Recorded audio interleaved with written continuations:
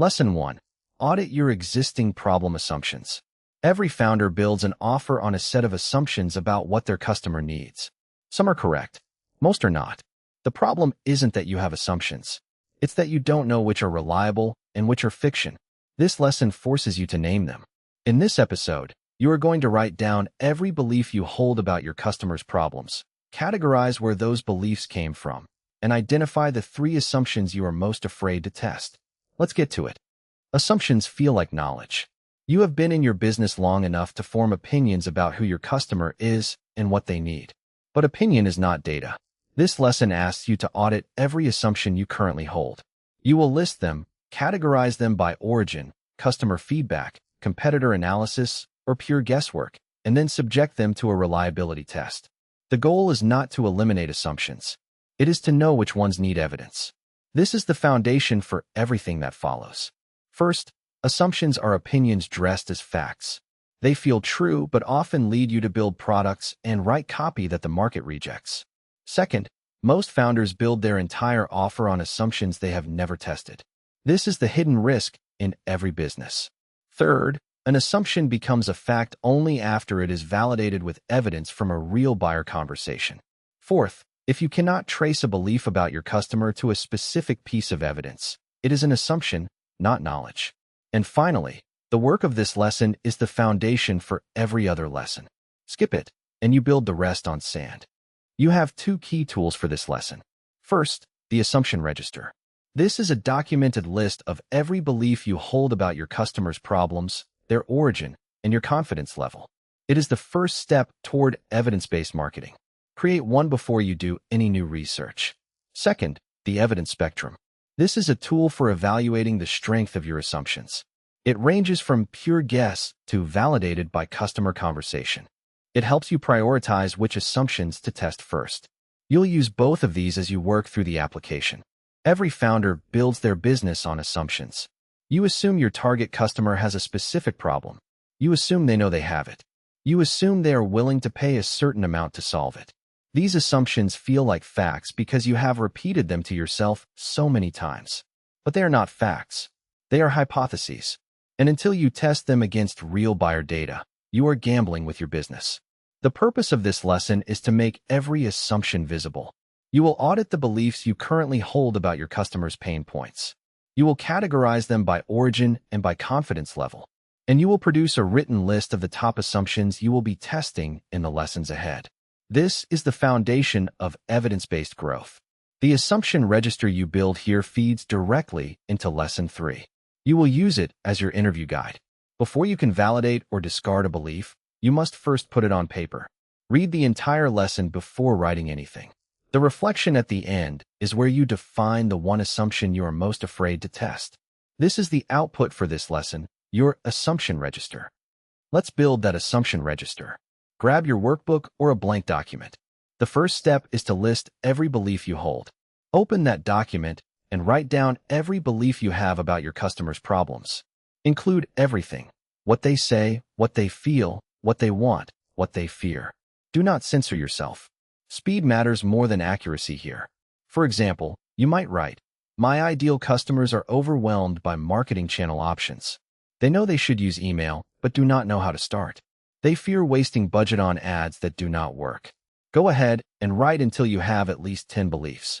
Next, categorize by origin. Next to each belief, write its source. Is it based on direct customer conversation, competitor observation, your own experience, a gut feeling? This categorization reveals your information gaps. For example, my ideal customers are overwhelmed by marketing channel options. Source: my own experience from my first business. Do that for every belief on your list. Now, rate your confidence. For each assumption, assign a confidence score from 1, a complete guess, to 5, strong evidence.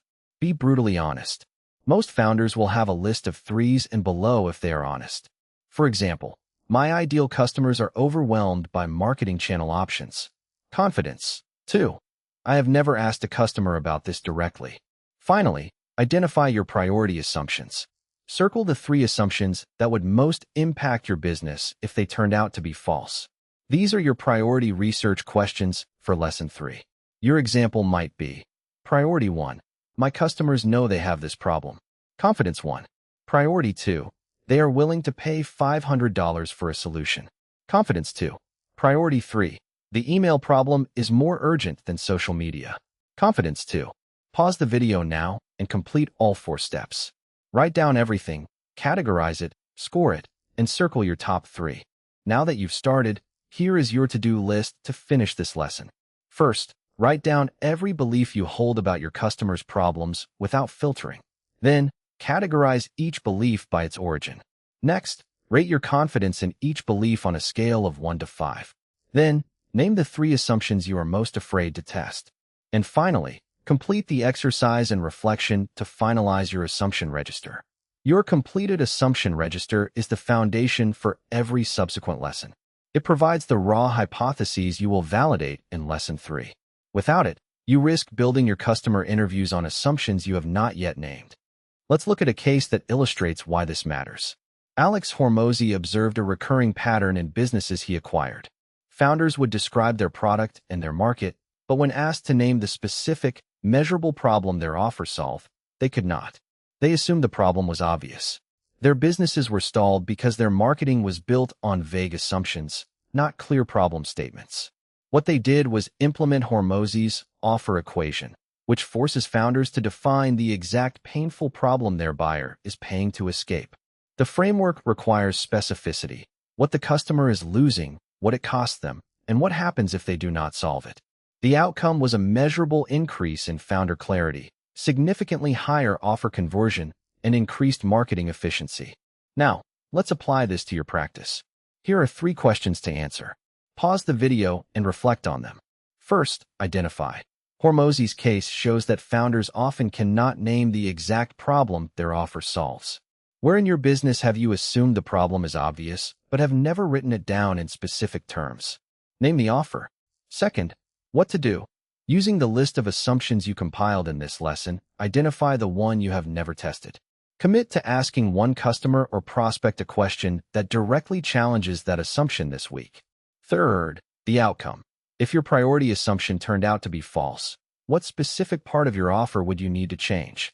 Name the feature, the pricing, or the messaging that would be affected. Take a moment to write your answers down. Before you move on, a few practical tips. The most common way founders surface complete this lesson is by writing a few generic beliefs and calling it done. They avoid the uncomfortable list of everything they think they know. This shortcut costs you the depth you need later. Real completion looks like a document you would not want to share publicly because it exposes how much you do not actually know. If it feels safe, you are not being honest. The priority assumptions you identify here are your research fuel for Lesson 3. The more specific you are, the more useful your interviews will be. And the trap is assuming you do not have assumptions because you have already validated them. If you are not certain you have the evidence, you do not have it. Name it anyway. Pause the video now and open your workbook to the Lesson 1 worksheet. It is your assumption register. In Section 1, under Belief Number 1, write down your first belief and categorize it. The prompt asks, what do you believe about your customer's problem? Write it exactly as it exists in your head. Then, where did this belief come from? Mark if it's from a customer conversation, competitor, experience, or a guess. Finally, give it a confidence, 1 to 5, score.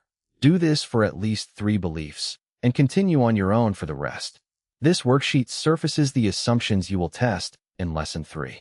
The quality of your research depends entirely on the honesty of these entries. Here is your progress tracker for Lesson 1. Check, raw assumption list written, when you have written down at least 10 distinct beliefs.